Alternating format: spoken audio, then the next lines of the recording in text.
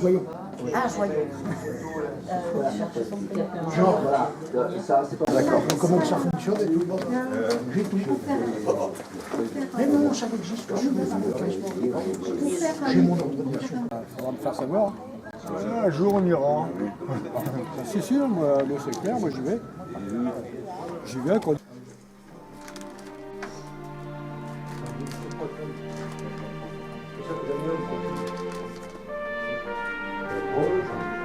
Ouais,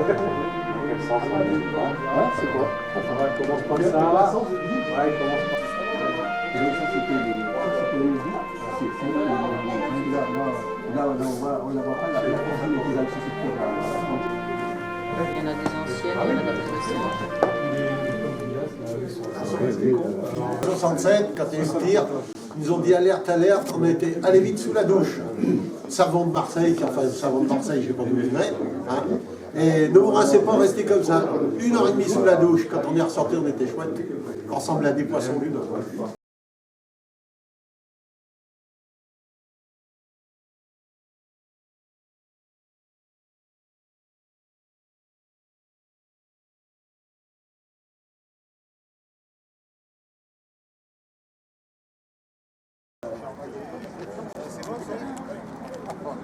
Là-bas. Alors, après les explosions, il allait sur le site remettre les transmissions. Voilà. Il travaillait dans les câbles. Alors, il arrivait là en tenue normale. Il n'y avait pas du tout de... Il n'y avait rien. On ne savait pas que c'était dangereux. Alors, il était en short à l'époque, je crois bien, une chemise, quelque chose comme ça, avec une précaution. Et alors, il réparait tout ce qui avait été abîmé par l'explosion.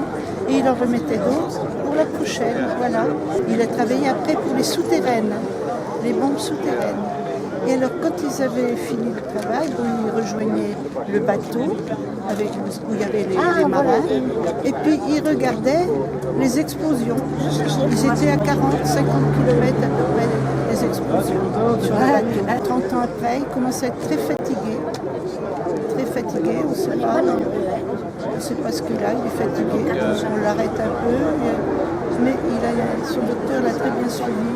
Tout de suite, un pneumologue, enfin tout ça. Oui. Et puis, très peu de temps après, ils ont dit oh, il y a quelque chose, c'est pas normal. Et à l'hôpital de Troyes, il a été très bien suivi, hospitalisé, et on a dit non, un rendez-vous à Paris, à l'Hôtel-Dieu, qui est encore en fonction. Il a été opéré par des professeurs, Magdalena. On lui a enlevé tout le côté droit, le poumon droit enlevé complètement. Voilà.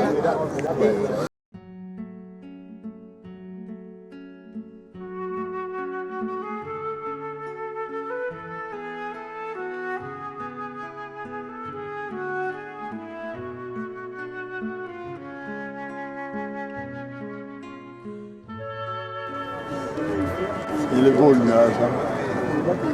On y était dessus, carrément le cul dans le sable, et, dans les 3 km. À Moudia sur le plafond carré. C'était à Moudia, toi, ouais.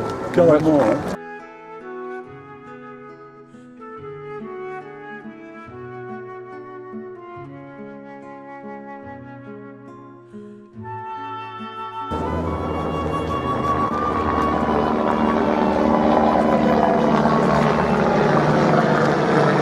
C'est un grand honneur pour la Veine de rendre aujourd'hui hommage aux enfants de Sète et nous acquitter de notre mission de devoir de mémoire. Car nous ne sommes pas au sens littéral du terme des combattants. Nous n'avons été que des soldats perdus au vent de l'histoire, n'ayant que modestement participé à l'élaboration d'une force si effrayante qu'elle en est devenue dissuasive. Mais nos souvenirs ne sont pas peuplés de diébel, de chants de ruines, de sang et de camarades morts dans nos bras. Nous ne sommes que des oubliés, avec le Sahara en carte postale et les îles lointaines en photo souvenir, n'ayant que modestement au fond des yeux les images de l'Apocalypse. Pourtant nous avons nos morts. non pas foudroyés au champ d'honneur, mais lentement empoisonnés au champ d'horreur, de la déchéance et de l'oubli. Nous avons aussi nos blessés, mais leurs plaies sont invisibles et ne cicatrisent jamais. Nous avons nos veuves, nos orphelins, mais leurs maris et leurs pères ne sont pas morts à la guerre. Ils sont vulgairement partis d'un cancer infligé par un engin de paix. Mais nous ne sommes pas tellement différents de ceux à qui nous rendons hommage aujourd'hui, car nous avons suivi les ordres de la nation pour que vive la liberté.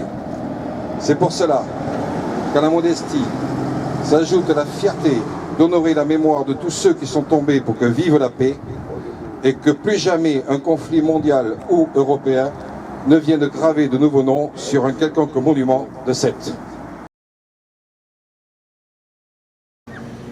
Aux morts.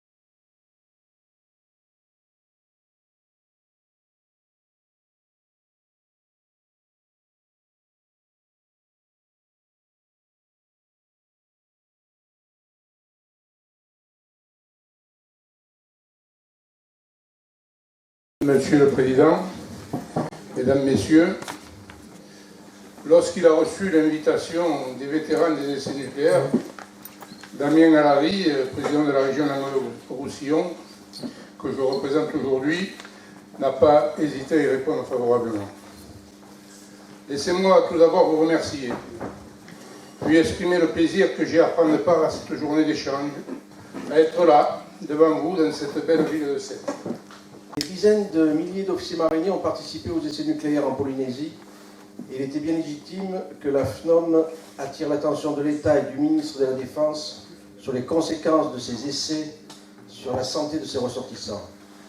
Bon, je tiens à remercier les élus ici présents, M. Conseiller, l'adjoint au maire n'est pas arrivé, bon, on les a vus ce matin.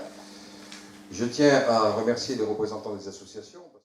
Bonjour à tous ceux que je connais, que j'ai déjà salués, à tous les autres, et aux décisions qui sont opposées à vos demandes d'indemnisation, alors qu'il y a 5 ans, il vous avait été promis une reconnaissance de votre statut de victime, une reconnaissance et une indemnisation sur le fondement de ce dispositif légal qui a été institué sur la base, je le rappelle, d'un projet de loi. C'est-à-dire que c'est le ministre de la Défense qui avait pris la parole, qui avait supplanté les propositions des divers groupes politiques à l'Assemblée nationale pour proposer la mise en place d'un système d'indemnisation qui faciliterait, accélérerait le droit à indemnisation et mettrait un terme à de tristes batailles juridiques.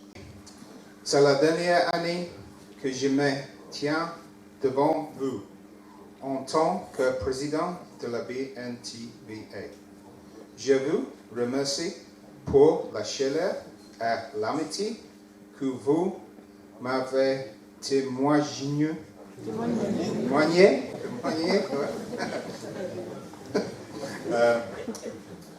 À moi ainsi qu'à ma famille et à la BNTVA. On les aide 2 euros. Alors,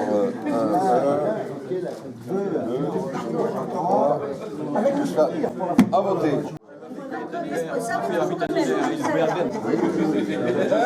Souvent la route, oui, cet été j'ai dû passer comme vous.